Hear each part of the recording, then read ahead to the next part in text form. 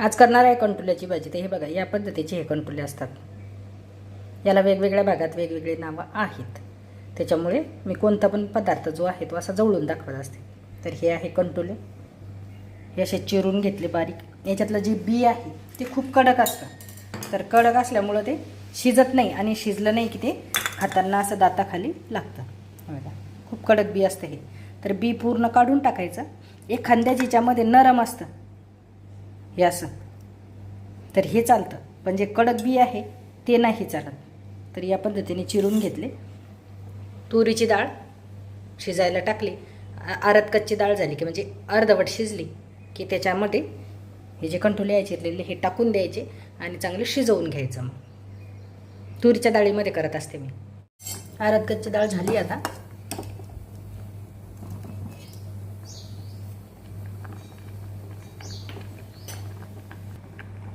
कंटुले त्यात टाकून द्यायचे.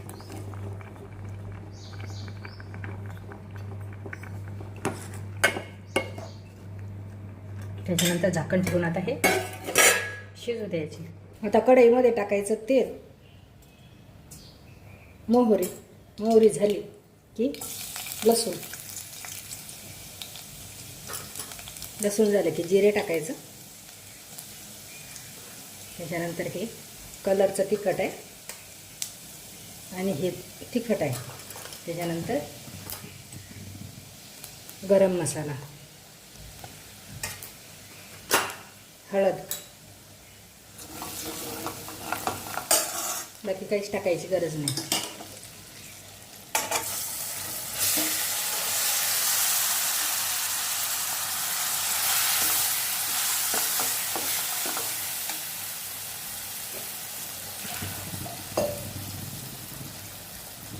पाणी टाकायचं.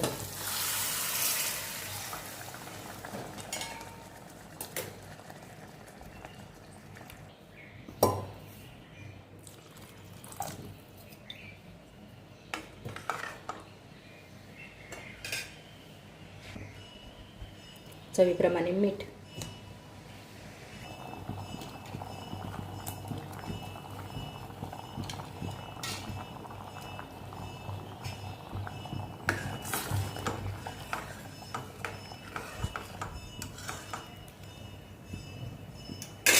माकडं खूप त्रास द्यायला लागले आणि पाऊस काहीच नाही इकडे. त्याच्यामुळे गच्चीवरच्या झाडांना पण पाणी द्यावं लागणार आहे. ऊन खूप आहे आज. कपडे घेतले बरेच. ऊन खूप आहे.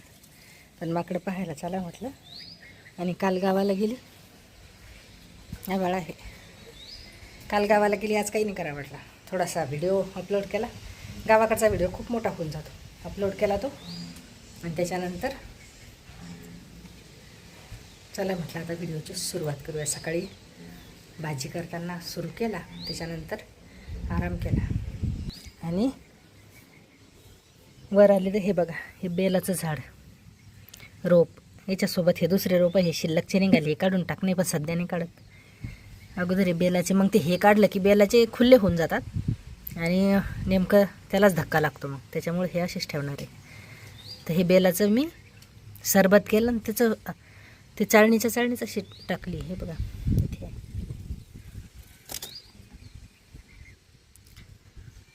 तर त्याच्यामुळे भरपूर रोपं आले. आणि इकडे कोथिंबीर टाकलेली आहे, पण पाऊसच नाही.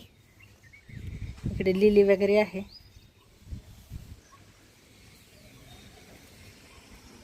हा एक दूध मोगरा, याला चांगलं फुलं येऊन राहिले आता. इकडे पण लिलीच आहे. 2-3 फुलं येतात छान. अजून याला नाही आले, कारण मी मागच्या वर्षीच लावलेली आहे. पण माकडं खूप त्रास द्यायला लागले होते. माकडांचा खूप आवाज यायला लागला. हो, आज काय काय होतं तर केसही सगळे खराब झाले. शेतामध्ये गेली का. मला किचनमध्ये असं वारंवार राहायला नाही आवडत. म्हणजे किचन सगळ्यात जास्त गरमीचं ठिकाण हीच रूम असते. तर त्याच्यामुळे एक काम सुरू असलं की दुसरं काम मी पटकन करून टाकत असते. म्हणजे प्रत्येक वेळी जा किचनमध्ये काम करा, आता तसं नाही. आता मक्काचे कणस करायचे होते. तर मक्काचे कणस करताना आम्ही भाजून तर खातोच, पण या पद्धतीने कुकरमध्ये थोडेसे ते कट करून टाकले. त्याच्यामध्ये मीठ आणि लाल मिरची पावडर हे टाकलं आणि 2 शिट्ट्या जर करून घेतल्या की इतकी छान लागतात हे मकाचे कणस, अगदी वेगळी चव येते. भाजलेले तर बऱ्याच वेळा भाजून खातोच आम्ही, पण या पद्धतीची आता जास्त आवडून राहिली. तर हे ठेवलं कुकर गॅसवर की नंतर तेवढ्या टायमामध्ये कुकरची शिट्टी होईपर्यंत बाकीचे कामंसुद्धा मी लगेच हातोहात करून घेत असते. आम्ही हैदराबादला गेलो होतो तेव्हापासून मकाचे कणस असे जास्त आवडून राहिले आम्हाला भाजलेल्यापेक्षा. भाजलेले तर खातातच समजा, एक भाजून किंवा आणले की समजा एखादं भाजलं जातं, त्याच्यानंतर काही असं केलंच जातं. पण त्याच्या अगोदर नाही कधी आवडलं, पण तिथे खाल्लं तेव्हापासून असंच करतो. खूप छान लागतं हे, भाजलेल्यापेक्षा मला हे तरी आवडतं. आणि आज डोसे करायचे होते, तर त्याच्यासाठी उडदाच्या डाळीचा सोला नव्हता, संपलेला होता. तर साधी जी डाळ आहे सालाची ती भिजत घातली. ती आता थोडीशी अशी केली, सालं निघून जातात त्याची.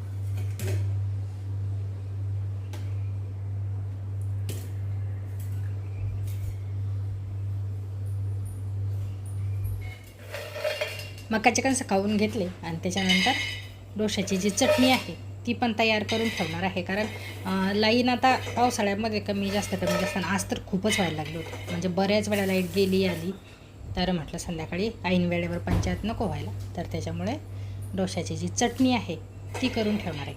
आणि शेंगदाणे भाजतात तोपर्यंत जे बाकीचे कामं आहे ते, कारण अगोदरच्या दिवशी काल मी याला गेली होती, गावाकडे गेली होती, आणि बाजार आणल्यानंतर जो भाजीपाला आहे तो धुवून ठेवला, पण त्यातलं जे पाणी आहे तसंच होतं. त्याच्यामुळे ते पॅक करून नव्हता ठेवला, असा जसे दोरड्या आहेत त्या टोपले, तर तसेच फ्रीजमध्ये ठेवले होते.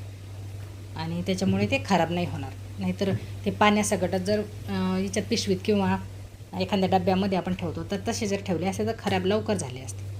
तर ते पूर्ण ठेवून द्यायचे होते. आणि मिरच्या आणल्या होत्या हिरव्या, तर तसं लोणचं पण करायचं. शेंगदाणे भाजल्यानंतर शेंगदाणे काढून घेते आणि त्याच्यातच हिरव्या मिरच्या. डोशाच्या सोबत बरेच म्हणजे खोबऱ्याची पण चटणी करतात, शेंगदाण्याच्या याच्यामध्ये खोबरं दोन्ही मिक्सची पण करतात, पण आम्हाला खोबरं नाही आवडत. जशी आवड असली त्याच्यानुसार करावं लागतं. तर शेंगदाणे, हिरवी मिरची, कोथिंबीर आणि त्याच्यामध्ये मीठ, याच पद्धतीची चटणी करत असते. तर ते थंड होतं तोपर्यंत जी मोहरी आहे, आता मिक्सरचं भांडं भरवायचं आहेच, पण अगोदर जर मी चटणी करून घेतली तर ते मिक्सरचं भांडं धुवून सुकवून त्याच्यानंतर मग मोहरी त्याच्यामध्ये दळावी लागली असते, बारीक करावी लागली असते. पण तसं न करता अगोदर मोहरी काढून घेतली, थोडीशी जाडसर भरड करायची मोहरीची. त्याच्यानंतर त्याच भांड्यामध्ये आता चटणी जर काढली की म्हणजे भांडं पण परत घासायची गरज नाही. आणि ओलं भांडं असल्यानंतर मग आपण म्हणतो की जाऊ द्या, ओलंच भांडं आहे, आता आज राहू द्या, करू नंतर, असं करता मग त्याच्यामध्येच बराच वेळ जाऊन जातो. म्हणजे आज तर झालीच नसते मग चटणी, हे लोणचं. तर त्याच्यामुळे अगोदर मोहरी चांगली बारीक नाही केली, थोडीशी जाडसरच ठेवली. आणि इकडे आता चटणी करणार आहे, तर शेंगदाणे, त्याच्यानंतर हिरवी मिरची, कोथिंबीर, आणि त्याच्यामध्ये थोडंसं पाणी आणि मीठ, हेच एवढंच करत असते मी. आणि त्याला वरून तेलाची फोडणी वगैरे देतात बऱ्याच जणी, तर मी नाही देत, आवडतच नाही, त्याच्यामुळे काही करतच नाही ते. तर फक्त मिक्सरमध्ये फिरवल्यानंतर जेव्हा डोसे खाल्ल्या जातात तर त्याच्यावर थोडंसं तेल घेतलं जातं. वांग्याची भाजी करून ठेवली आणि त्याच्यानंतर हिरव्या मिरच्या पण बारीक चिरून घेतल्या. आता बारीक करा किंवा लांब काप कसे करायचे त्याच्या आवडीनुसार करायचे आहे.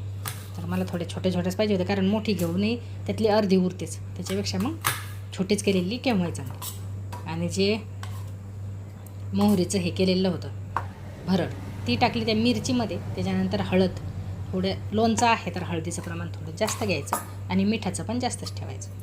छान झालं होतं लोणचं. काल लगे केल्याबरोबर त्यांनी खाल्लंसुद्धा.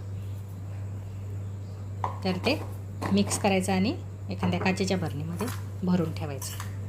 अगोदरची मिठाची भरणी होती माझी आणि खूप जास्त नाही करत मी, अगदी जेवढं लागेल तेवढंच. त्याच्यामध्ये एक लिंबू पिळून टाकलं.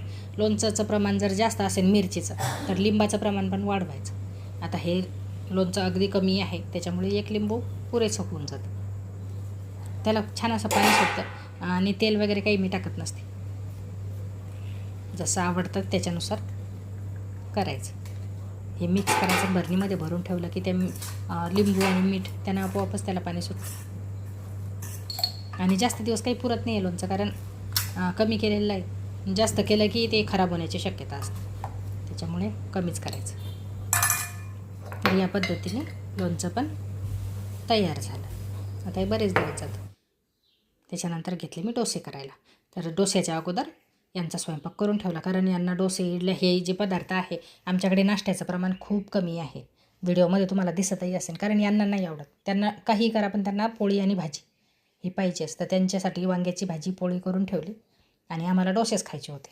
आणि डोसे खाताना म्हणजे डोसे पण खातात ते, एक दोन डोसे खाल्ले, त्याच्यानंतर एक दिली पोळी खाल्ली, पण पोळी पाहिजे. तर डोसे करताना त्यांना खूप पातळ पाहिजे आणि सुरुवातीलाच जर पाणी टाकलं तर ते कधी कधी बॅटर खूप पातळ होऊन जातं. तर त्याच्यामुळे मी अगोदर एक डोसा करून घेते. त्याच्यानंतर असं समजतं आपल्याला की पातळ आहे की पाणी टाकावं लागणार आहे, तर त्याच्यानुसार मग पाणी कमी जास्त चालू असतं माझं वाढवणं. खूप पातळ पाहिजे यांना डोसा, तर पाणी टाकून प्रत्येक वेळी तर करावंच लागतं. पण असे जाळी पण यायला पाहिजे. वेळेवर केलं की पण जाळी येते. हे लगे वेळेवर केले होते मी, काढलं आणि लगेच केले. जेवण वगैरे सगळ्यांचे झाले. त्याच्यानंतर ओटा काही क्लीन करणं शक्य झालं नाही आज, कारण शेगडी पूर्ण गरम होती आणि त्याच्याचमुळे ओटा नाही केला क्लीन. तो आता सकाळी केला जाईल. तर डायनिंग आहे पूर्ण क्लीन करून ठेवला की मग सकाळी एक काम तरी तेवढं कमी होऊन जातं. तर या पद्धतीने हा व्हिडिओ कंप्लीट झाला. कसा वाटला कमेंटमध्ये नक्की सांगा आणि चॅनलवर नवीन असाल तर चॅनलला सबस्क्राईब करा. भेटू परत पुढील व्हिडिओमध्ये. तोपर्यंत धन्यवाद.